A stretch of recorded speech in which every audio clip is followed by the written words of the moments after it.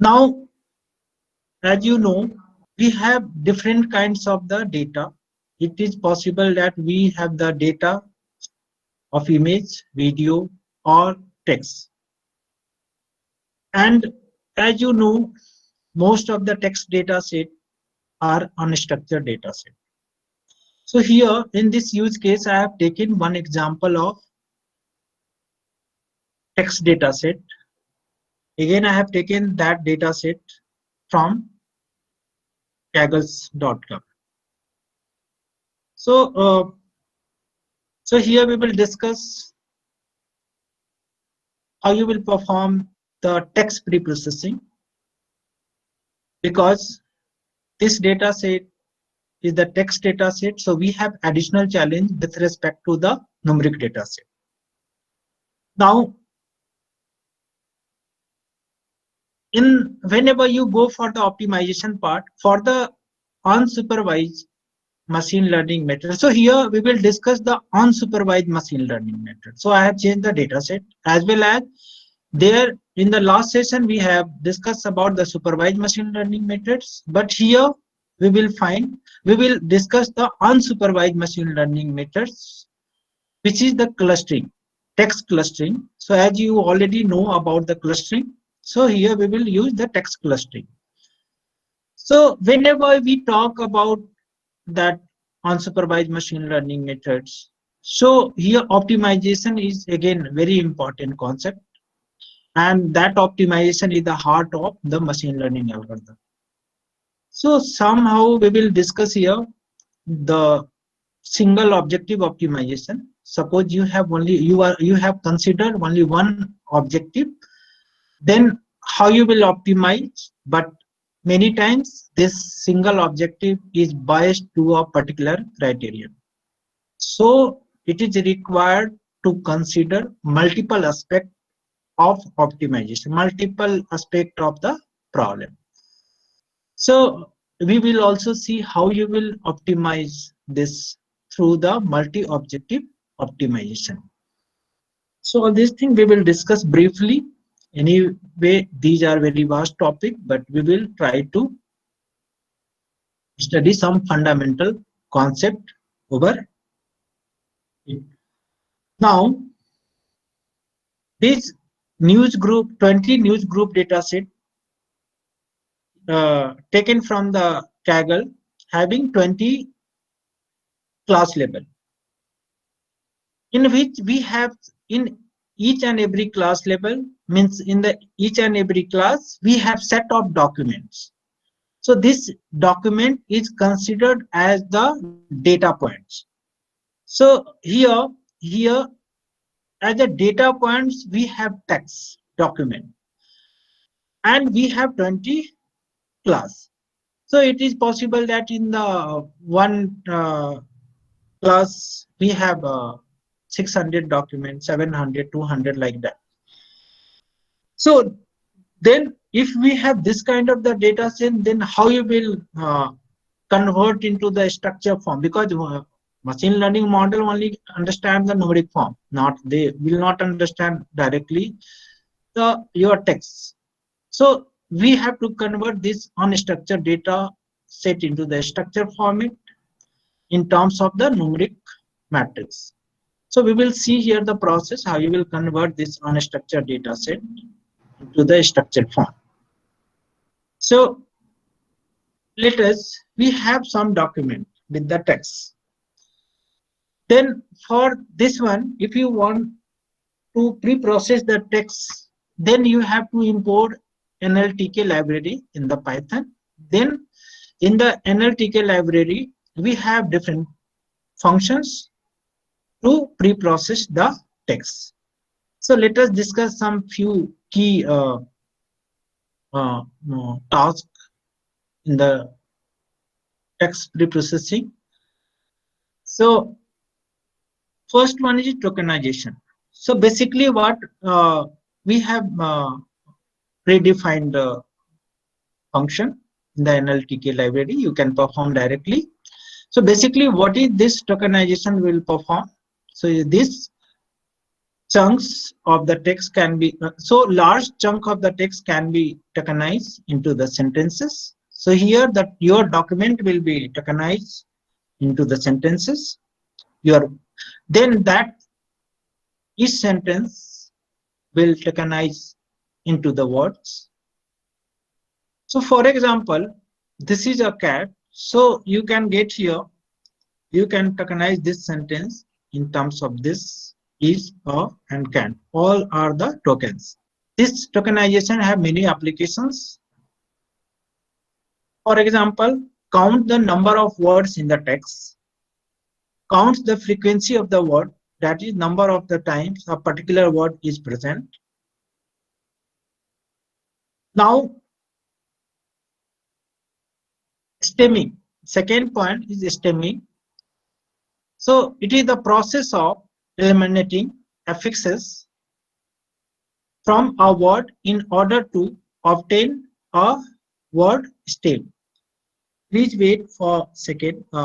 Some network issue. Just wait. Okay. So we have. Whenever I lost, please remind me because we have some network issue. So in the stemming, we basically eliminate the affixes, suffixes. For example, suffixes, prefixes, infixes, circumfixes from the word in order to obtain the word stem. For example, the word running, you can stem as run. Similarly, for the likes, liked, likely, you can stem as the like. This is the root word. So here we have many stemming algorithm. Predefined functions are there, this analytical library, in which most popular are the Porter stemmer algorithm and Gram stemmer. Now, in addition to those, you can also perform some important normalization step in which you have to set all the character to the lowercase, remove the numbers. Suppose you have written 8 in the numbers, you have to convert into the 8 text. Then remove punctuation, strip white space, remove default stop words, like that. You have to all these things you have to perform. Now, lemmatization. So another important step is that you have to perform lemmatization. So here basically with reference to the dictionary, this method prefer the dictionary, and based on that find the canonical form of particular word. For example, you have written better. So it is very difficult to recognize the stemmed word. So through the lemmatization, what basically this will do, this will refer the dictionary, and based on that, this will find the uh, canonical form of this better as a good. So this is the difference between the stemming and lemmatization. In the lemmatization, basically this refer the dictionary, vocabulary, and based on that, this will find the some key terms. In the lemmatization, basically we will remove the prefix, suffix, like that. Now, okay, so all these process we have done in the data preprocessing. Now, as I told, it is required to convert into the numeric matrix. So you have the set of data, mean data points. Data points here is the document in the every news group. So this new every document will represent our data points. Now here we will create a matrix in which that term which you got after preprocessing will act as a feature of that text data. So in the row we have the data points. Here you can see in this matrix. Okay, and then in the column we will have the term. Then we will find this vector space model in terms of the numeric matrix, where number of rows will be equal to numbers of documents, and the in the column as a features we have different terms here. So now the important point is that how you will calculate the term weight, because suppose you have good 500 times in particular document, so you will not every time you will write the 500 times the document and you will keep 111 at every place. No, you have to calculate the weight for particular term. So we have many methods. Some important methods is term frequency, inverse document frequency. Through that you can calculate the weight for the particular word. So in this way you will get some matrix which will represent the in which row is representing the each and every document. In the columns every term will be it as a features, and the end definitely you have to associate each and every document through this corresponding class which is mentioned in the original data. Now okay, you have got this thing. Now I am using the news group data, but in the news group data class level information is known, but I told I will use unsupervised machine learning, for example k-means algorithm. So here what basically I am doing, in the previous session I told you can use the classification data as a clustering data, but you have not to apply the class label, then you can use. So here I am not using any class label. We try to identify the class label, means class label for the document. Even we don't know how many clusters, how many class labels are there in this text data. So all these things you can get automatically, but you require the appropriate model for that. Even k-means algorithm I have applied, but it is unable to predict the exact class label. But we have algorithm that can predict the actual class label.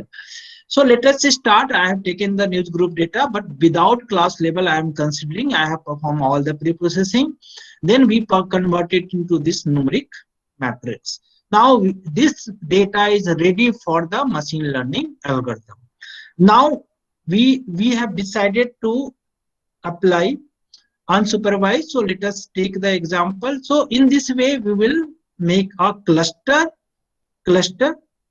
for this news group data. So we have different, so here we have 20 class, and here I am not considering the class level. So we can say that we have the 20 cluster as we know, but we will not use this class information into the algorithm whenever we use the k-means clustering algorithm. Okay, but okay, in the K, to execute the k-means algorithm, it is necessary to find the give as an input in the to give as an input the value of k means number of the class, but here we try to find this number of class automatically as well.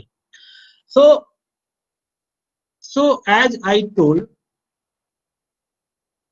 if I am using the k-means clustering algorithm, which is the unsupervised machine learning algorithm, and for optimization is the heart of every machine learning optimization. So let us discuss few points. Okay, how optimization will work for this particular machine learning algorithm. So in the optimization, as you know, we have some objective functions which we need to optimize. We will find the maximum or minimum value based on the certain constraint. So this constraint may be imposed on the set of variables or individual variables. So similarly here the objective here, this simple example you can say. So we have already created objective. Even in the previous session we have saw the cost function. Here we have the different objective cost function for this clustering task. So we will also show you. We have the CLOT index, we have sum of squared error. All these are the objective functions for this clustering algorithm. Now again we have many points whether we this objective function or this hypothesis cost function will be effective or not. That is another issue, because sometimes we are k-means is only applicable when your cluster is spherical. Suppose your cluster is in the different shapes, so we need to apply different objective function. We require the some suitable machine learning algorithm. So that is another issue. So now, so basically what, whenever we apply any this kind of the k-means algorithm, so we have to search the solution. Then based on that searching solutions, we will find the objective value which will be in this objective space. So it is important that in the search space, or which is known as the decision space, the value should be within the this boundary. Then now I discuss why this k-means algorithm or any unsupervised machine learning algorithm